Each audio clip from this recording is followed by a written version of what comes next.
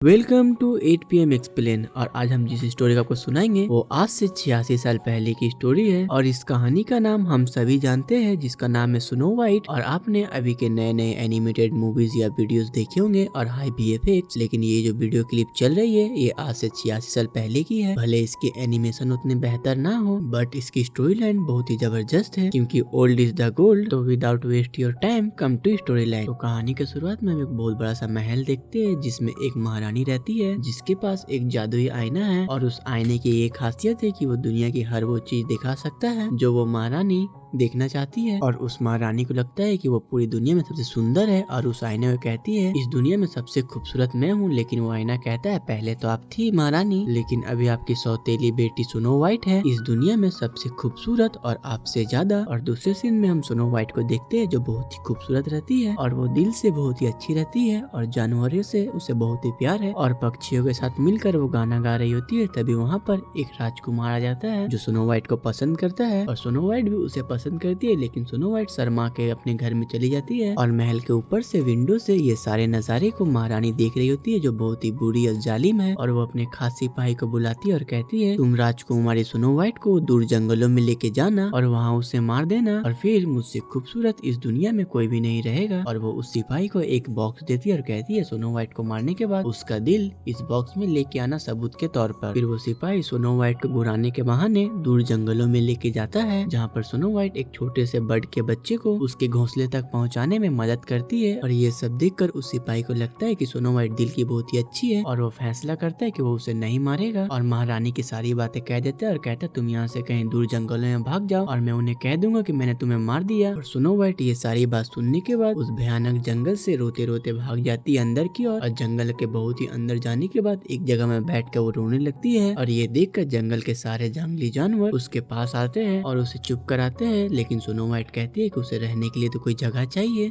जहाँ पे वो रात को सो पाए। ना तो वो पक्षियों के घोंसले में सो सकती है, ना किसी जंगल झाड़ी में, ना किसी गाछ के ऊपर। और फिर ये सारी बात सुनकर वो सभी जानवर स्नो वाइट को जंगल के बीचों बीच लेके जाते हैं, जहाँ पर एक घर रहता है। और स्नो वाइट उस घर के बाहर जाके नॉक करती है, लेकिन अंदर से कोई भी जवाब न आने के बाद स्नो वाइट घर के अंदर चली जाती है, जहाँ पे वो देखती है वो घर बहुत ही गंदा है। और इतने गंदे घर को देखकर स्नो वाइट और जंगल के सारे जानवर मिलकर उसके संग मिलजुल कर उस घर को पूरी तरीके से साफ करने लगते हैं, जैसे स्नो वाइट आज से उस जगह में रह पाए। क्योंकि स्नो वाइट को भी लगता है कि इस घर में कोई नहीं रहता है। और फिर यहाँ से दूसरे सीन में हम देखते हैं 7 छोटे छोटे बौने को, जो सभी अपना काम कर रहे होते हैं, हीरे की खान से हीरे को निकालना और उन्हें तराशना। और ये लोग खुशी खुशी हंसते हुए अपने काम को कर रहे होते हैं। और ठीक 5 बजने के समय ये लोग अपने काम को छोड़कर वापस अपने घर की तरफ लौटने लगते हैं। और दूसरी ओर हम स्नो वाइट को देखते हैं जो पूरे घर को साफ करने के बाद ऊपर वाले बेडरूम में जाती है उसे साफ करने के लिए, जहाँ पे उसे छोटे छोटे 7 बेड देखने के लिए मिलते हैं। और स्नो वाइट को ये देख के लगता है कि छोटे छोटे बच्चों के हैं, और वो इस बेड को साफ करने के बाद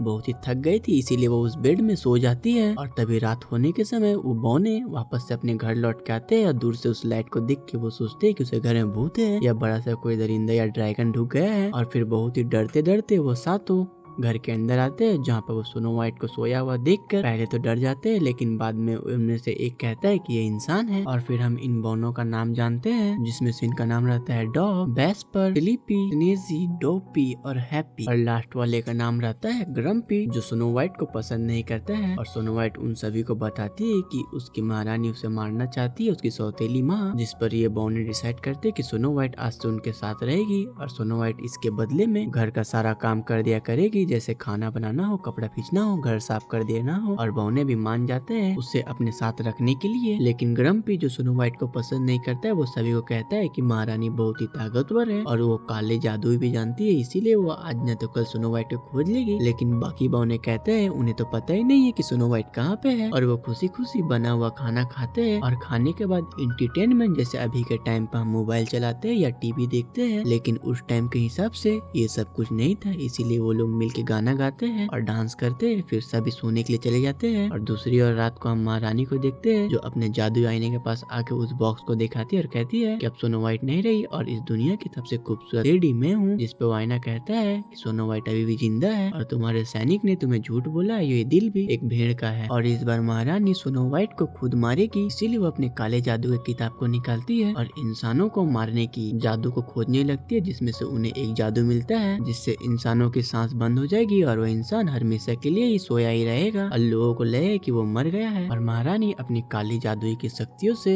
एक जादुई सीरम बना के पी लेती है, जिससे वो एक बदसूरत बुढ़िया में बदल जाती है। जैसे वो स्नो वाइट को मारने जाए तो वो स्नो वाइट उन्हें चिन्ह ना पाए और वो अपने उसी काली जादुई किताब से एक एप्पल बनाती है, जिसे कोई भी एक बाइट खाते ही हमेशा के लिए सो जाएगा और वापस कभी भी नहीं जागेगा। लेकिन वो आईना कहता है इस काले जादू का एक तोड़ है, अगर स्नो वाइट को कोई दिल से प्यार करता होगा और स्नो वाइट भी उससे प्यार करती होगी तो उसके फर्स्ट किस से स्नो वाइट वापस से जाग जाएगी। लेकिन महारानी को लगता है कि बहू ने उसे मरा हुआ समझकर जंगल में कहीं दफन कर देंगे और वैसे भी उतने घने जंगल में उसे कौन सा राजकुमार मिलेगा जो स्नो वाइट को प्यार करता होगा। और वो एक फल के बास्केट में उस एप्पल को रखकर बौनों के घर की तरफ निकल पड़ती है, जैसे स्नो वाइट को वो एप्पल खिला सके। और फिर अगले दिन सुबह में सारे बौने वापस से अपने काम में चले जाते हैं और स्नो वाइट घर में जानवरों के साथ मिलकर केक बना रही होती है। तभी वो महारानी वहाँ आ जाती है जो स्नो वाइट को मारने के लिए आती है और वो विंडो से स्नो वाइट को कहती है क्या तुम केक बना रही हो और मुझे भी केक खाने के लिए दो, लेकिन उससे पहले मेरे पास एक एप्पल है जो बहुत ही मीठा और रसीला है, अगर तुम इसे केक में डाल दोगी तो केक खाने में और भी स्वादिष्ट हो जाएगा। और स्नो वाइट घर से बाहर आ जाती है उस एप्पल को लेने के लिए और वो बुढ़िया स्नो वाइट को कहती है कि तुम इस एप्पल में से एक बाइट खा के देखो कि ये मीठा है कि नहीं। और वो जैसे ही स्नो वाइट को उस एप्पल को देने की कोशिश करती है तभी जंगल के बाकी चिड़िया मिलकर उसके ऊपर अटैक कर देते हैं, जैसे वो एप्पल उससे ले ले, क्योंकि रास्ते में आते समय वो बोलते हुए आ रही थी। अब सारे जानवर सुन लिए थे उस एप्पल में जहर है जिसे खाते ही स्नो वाइट हमेशा के लिए सो जाएगी। लेकिन स्नो वाइट आके उन सभी चिड़ियों को भगा देती है और फिर सभी जानवर मिलकर उन बौनों के पास जाते हैं, उन सभी को टान कर घर की ओर लाने लगते हैं, जिनमें से बौने समझ जाते हैं कि शायद स्नो वाइट की जान को खतरा है और वो लोग भी घर की ओर आने लगते हैं। लेकिन दूसरी ओर और वो महारानी जो बुढ़िया के रूप में है वो स्नो वाइट को उस एप्पल को देती है और जैसे स्नो वाइट उस एप्पल में से एक बाइट को खाती है वैसे ही वो वहाँ पे गिरकर हमेशा के लिए मर यानी सो जाती है। और बौने भी अब तक यहाँ पे पहुँच चुके थे और वो उस बुढ़िया यानी महारानी का पीछा करते हैं और महारानी पहाड़ों के ऊपर जाके एक पत्थर को वहाँ से